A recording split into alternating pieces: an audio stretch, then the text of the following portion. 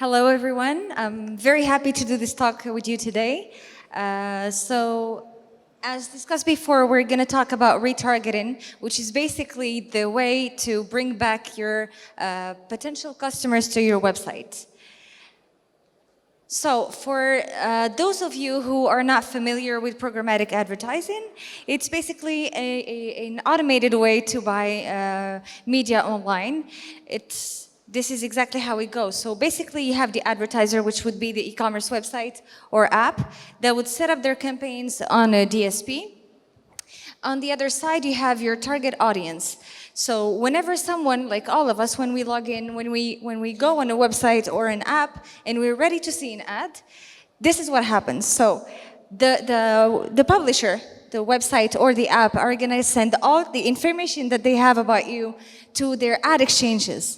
So you know many ad exchanges, even if you're not really in the industry, you know Google, AppNexus, Rubicon, they're huge ad exchanges. So they're going to send all the information they have about the user, and the ad exchanges are going to do that to all the DSPs they're connected with. So when the DSP has the information about the user, like all the data that they have about them, their location, their age, their gender, device, and whatever data they have on them, the advertiser, if it is in their target audience, are going to put a bid on that impression, and if it's the highest bid, they're going to serve the impression. So this is programmatic advertising. Programmatic advertising is because many of you, especially if you're working in e-commerce, you use social media. Some of you do direct buy-in on websites or apps. So one word to describe programmatic advertising would be efficiency. Efficiency because you have a very tight control over your ads. You see every single marketing dollars, where it went, on which website, on which app you spent that dollar, and what they brought you. Did you generate any clicks? Did you generate any conversions? Any add to carts?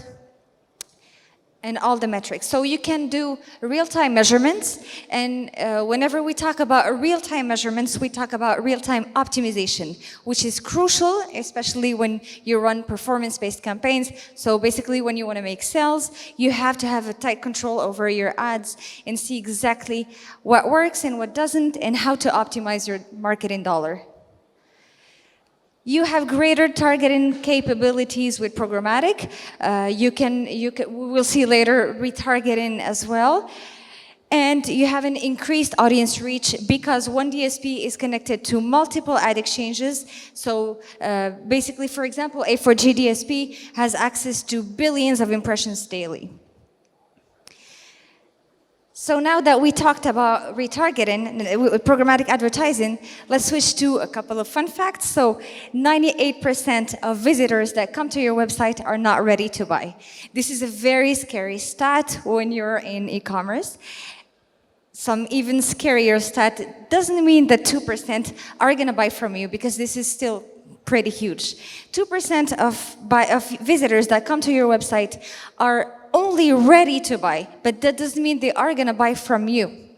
So you lose, first of all, for sure you lose 98% of visitors, and then within those 2% that are actually ready to buy, you need to make them buy from you before they buy from another website.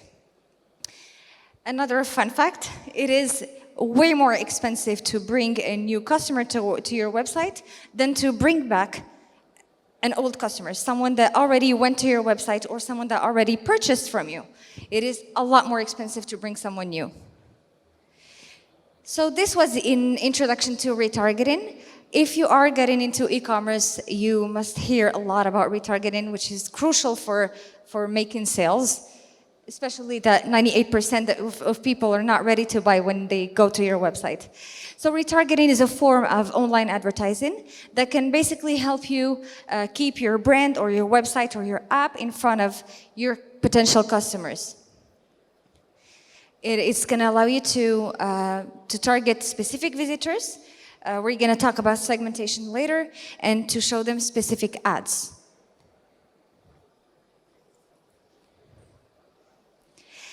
It works in a pretty simple way. So today, because all of this is changing every day, but today you can retargeting, some retargeting is considered a cookie-based technology. So basically, you are going to place a code on your website. So when a user comes to your website, it's going to drop a cookie on their browser. And what's going to happen with that cookie is when they leave your website, the cookie is going to leave some crumbs to allow us to follow them wherever they go. There are different ways to do retargeting, not just cookie-based. We can do fingerprints, because cookies are going to disappear one day or another. The retargeting campaigns would have two main goals. The first one would be connecting with visitors. So when someone comes to your website, they're obviously going to leave after a little while without buying. So to do that, you need dynamic retargeting. Dynamic retargeting it sounds a little fancy, it sounds a little scary, but all of us know dynamic retargeting. We have all been confronted to that. It's basically, let's say person A saw the red shoes at $100. Person B saw the blue shirt at $70, and person C saw the green hat at $35. With dynamic retargeting, the system is going to create ads to show person A the exact shoes that they saw and they liked, the person B the blue shirt, and person C the green hat. So dynamic retargeting is simple because it creates ads because humanly you cannot create dozens of ads or a lot of ads for all your visitors. You cannot create an ad for each person that came and saw this specific product. Dynamic retargeting is going to create that for you.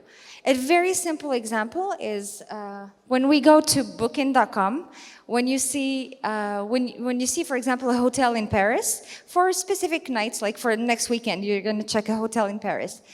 The second you leave booking.com, you are going to start seeing ads everywhere about this hotel in Paris for that weekend that you chose. After a little while, if you didn't book that hotel in Paris, Booking is going to start showing you different hotels in Paris, maybe even in the same area that you were looking for before. Maybe Paris didn't work, they're going to show you hotels near Paris. So this is dynamic retargeting. They obviously didn't create an ad for each person, each one of us that goes to their website. They just used this dynamic retargeting. When you serve them the ads about the products that they saw, maybe it didn't work after a little while of showing them the ad, they still didn't buy from you. Another good way to bring them back or to get their attention would be to show them your popular products. Because human beings, we always trust websites and apps that we know sold to other people, that we know other people trusted. So this is just us. So here's what dynamic targeting could do. It's going to just show you an ad of all the popular products maybe people like you purchased. So you're going to feel more connected to the brand, you're going to feel more comfortable buying from them if you see that other people trusted them.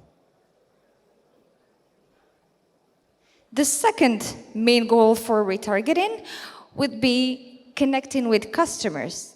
So one very common mistake that we do is when someone purchases from us, we just stop retargeting. We stop connecting with them, we stop talking to them. Well, it's a huge mistake. Because if someone trusts you, if someone bought from you, it is the perfect opportunity to show them other products of you, because they are, right after they bought from you, they are basically at the peak of their trust for you. So, connecting with customers could be done in different ways. One of them would be the upsell. Upsell is, for example, someone, if I buy coffee pods on a website, upselling to me would be showing me a higher ranged coffee machine. So because these people trust you and they bought from you, you should not feel ashamed or greedy to ask them to buy something for a higher value. It is possible that they do that, they trust you, they already gave you their money, basically. So you can ask and show them something else. You can also try cross-sell. Cross-selling would be showing them products that could go with whatever they already bought or that are similar to what they already bought. So let's say I go on your website and I buy a winter coat. If I buy a winter coat, showing me another winter coat that looks exactly like the one I bought is a waste of your marketing dollars. But showing me maybe gloves or scarves that could go with that winter coat is a great idea because I have a very high interest on your website.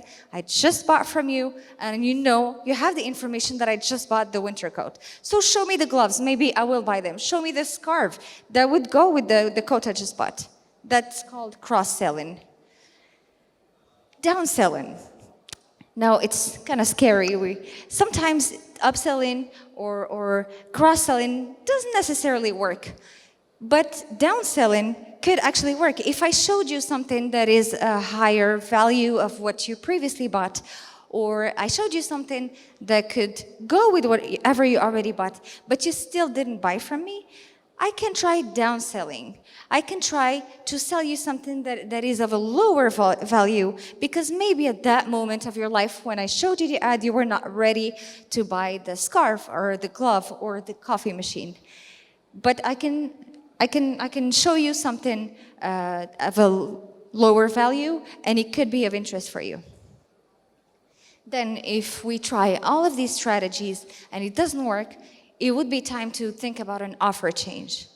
Offer change is thinking about your pricing, thinking about the product that you're selling, because if something doesn't convert, even if we have the good recipe, even if we try all the good marketing channels, you know your audience, you know your website, and it doesn't work, that means your product, whatever you're offering, is not really suitable to the audience you're targeting. So offer change would be either changing your product, your pricing, or changing your audience. Maybe the audience you're targeting doesn't respond well to whatever you have to offer to them. If you do that, obviously you're going to make more sales, everybody's going to be happy. Now, recency, we talked earlier about segmentation. It is crucial when you run marketing campaigns, even when you do retargeting campaigns, because retargeting would show just products that you're already interested in. It's not that simple. Like, segmentation is crucial for you. Recency segmentation is very important. It basically means that you're going to base your ads and your retargeting ads on the timing that the user connected with you. So, let's say, for example, someone just bought a product from you, or someone just added to their cart and left.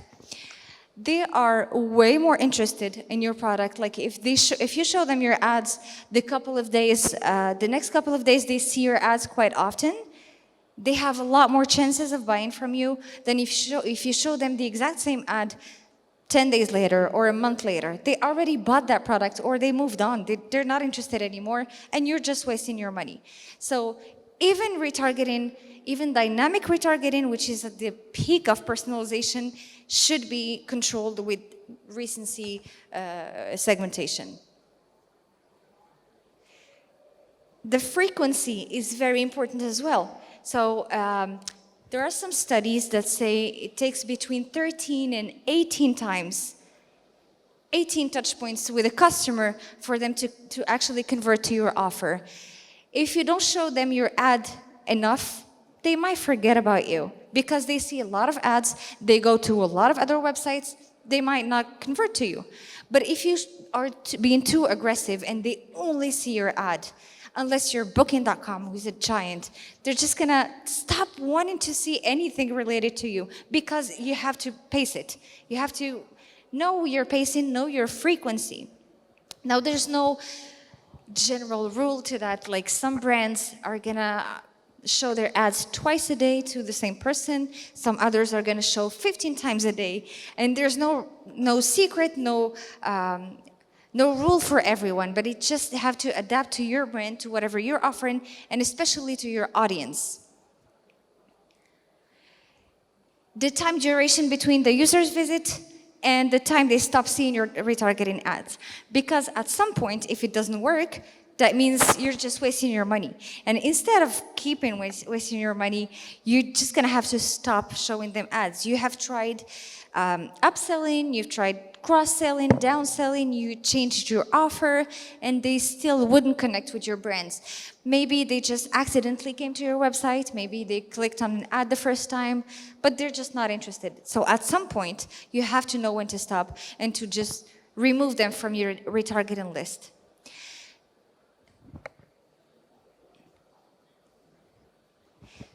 So retargeting is efficient, but it also needs optimization because it's not a secret recipe. And if you run retargeting campaigns, if you show people, even if you show them the exact same product and you know your pacing and you know exactly what you're saying, you have to do the optimization. Some sources work, some don't. So obviously you need to optimize towards the conversions, towards the sales, but your content is very important as well. So what you need is engaging headline. The first thing that they're gonna see, the first text that they're gonna see is gonna either get their attention or not. They're just gonna keep scrolling and skip your ad. You're gonna need relevant content. And for this, again, segmentation. Because if you talk to user A who saw the red shoes, like you would be talking to user B who saw the blue shirt, it is not the same message, it's not the same segment of user, it's not even the same person, like you would not talk to them the same way because you have a very, very powerful tool which is retargeting. You need to use it efficiently, and the most efficient way to do this it would be to know your audience, to segment everyone. Click-worthy CPA. The CTA, sorry, is very important. So if you're boring in your button, nobody's gonna click. But if you're too aggressive, they're not gonna trust you. But if you have a nice way to invite people to your website, again, they have more chances of converting. And obviously, a dedicated landing page, if it's possible, it's not always possible, but it always helps sometimes. But if you don't, obviously what is needed to be done is if I click on the red shoes on the ad, I need to go on the red shoes product page. If I just find, this is a very common mistake that we find, maybe all of us, we click sometimes on retargeting ads and then we find ourselves in website like general website, or you see all the catalog, or you are on the wrong catalog. This is a waste of marketing dollars then again, because you're just gonna lose my attention. You did all these efforts to bring me back to your websites, and now I'm back and it's not even the right page. So there are obviously some mistakes that you could avoid in retargeting. First of all, stop retargeting to people who have already converted, or at least change your message. Because if I bought the winter coat, why would you show me more winter coats or the same product that I saw the first time? I already bought it. Not only you are wasting your money on me, but you're getting annoying. Like you don't know, and this could be avoided with a very simple way, like it's called the burn pixel. Burn pixel is basically telling you that, okay, this person converted, you're gonna exclude them from your retargeting list. Failing to segment. I talked a lot about segmentation because then again, it's really, really important. When you have a tool like Programmatic, you have to use it the right way, and why deliver the same boring message to everyone when you can actually personalize your content, personalize your ads towards the right segments of audiences. So segmentation is crucial. You could do segmentation by buyer journey. For example, people who saw the product but didn't add to cart. You can retarget to people who added to their cart but then abandoned the cart. You can retarget by region, by gender, segmentation is crucial for you to create nice retargeting campaigns and efficient retargeting campaigns. Not managing frequency, we talked about this earlier. So if you show your ads too frequently or not frequently enough, it is going to be a mistake and you're going to fail your retargeting campaigns. And not knowing when to stop because it's a waste of money and you're getting annoying. Maybe change your message, change your colors, change your banner, just change something. If you keep showing the same message, the same ad, the same banner, it's just going to get boring and not efficient. So this was a brief introduction to retargeting. Basically, if you have a website or an app and you want to sell your product, it is very important to do acquisition. I'm sure most of you use social media for acquisition, but retargeting is key because, as we saw earlier, 98% of people are not going to come back to your website. Let's say you go on a date with someone and he says he's going to call back. Like, girls usually are not going to just wait for that guy to call back. They're going to just update their profile picture, they're going to post stories, do anything, like be out there to remind the guy to actually call back. Retargeting is basically that. You remind people, you remind your potential customers that you're out there and you could actually be interesting for them to bring them back to your website. If you have any questions, I'll be around. Thank you very much, first of all, Samya, Benhima, for reminding us about the importance of finding the right balance between annoying people in a good way and avoiding criminal records because of stalking. So I guess we can conclude with questions. You are willing to take questions, and I'm starting here. Yeah. Thank you.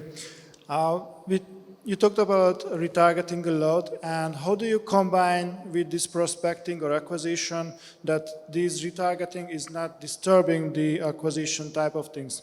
Like if I run a smart display campaign at Google Ads, it's a kind of prospecting, and I saw that you also run or using Google's channels. So how do you combine all these things that there is frequencies not going up because of there is a prospecting and there is a retargeting as well in the meantime? Thank you. That's a very good question. So if I understood correctly, how to not shame the same ad to the same user using different channels, right? Okay, so when you use programmatic, you are obviously going to serve ads on Google websites, Google apps.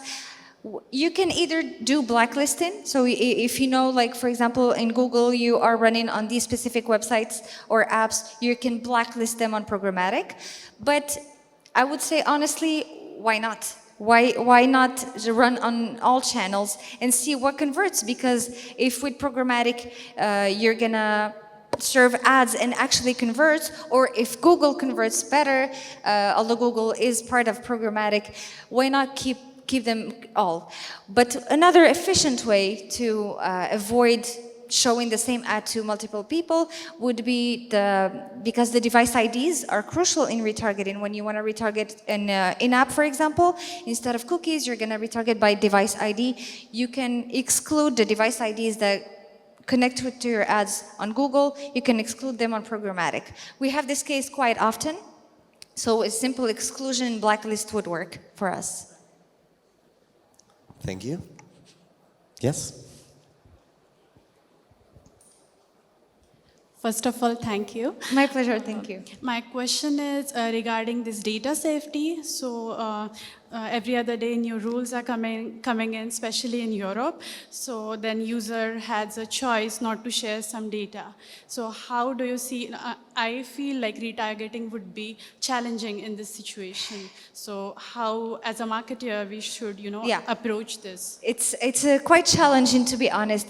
Except with retargeting, we don't have actual data, like it's kind of anonymous. What we have on the person would be an ID, would be a code, and a list of events that would constitute, for example, a fingerprint.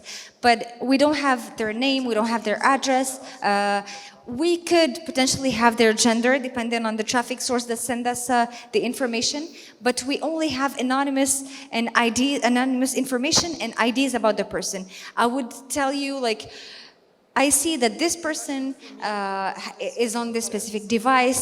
I saw them quite a lot on football websites, for example. I know she's a girl. She's probably a girl. Maybe she's between this age and this age, etc. But I have no idea who you are. So this is a way to get information without actually, while respecting the privacy data. Yes, yes. You have the choice of not accepting cookies, hence why we also use fingerprints. So fingerprints, I didn't have really time to explain it. For those of you who are not familiar with it, instead of dropping a cookie on a browser, what we do is take, when I say we, I'm talking about the industry in general, the advertising industry. Fingerprinting would be taking a multitude of events, and let's say this gentleman is on this specific device, on this specific location with this carrier. This is how he behaved.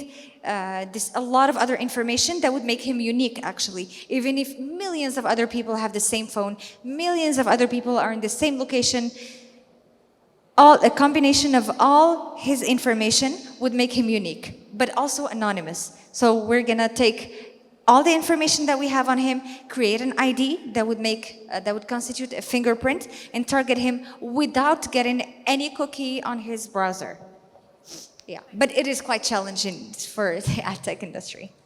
Yeah, here, over here. Yeah, I'm talking about the fingerprints. Yes. That sounds very cool, but doesn't that raise the cost in your retargeting process very much? Because you make the target audience very small. It's like every fingerprint is like its own target audience, or how does that work?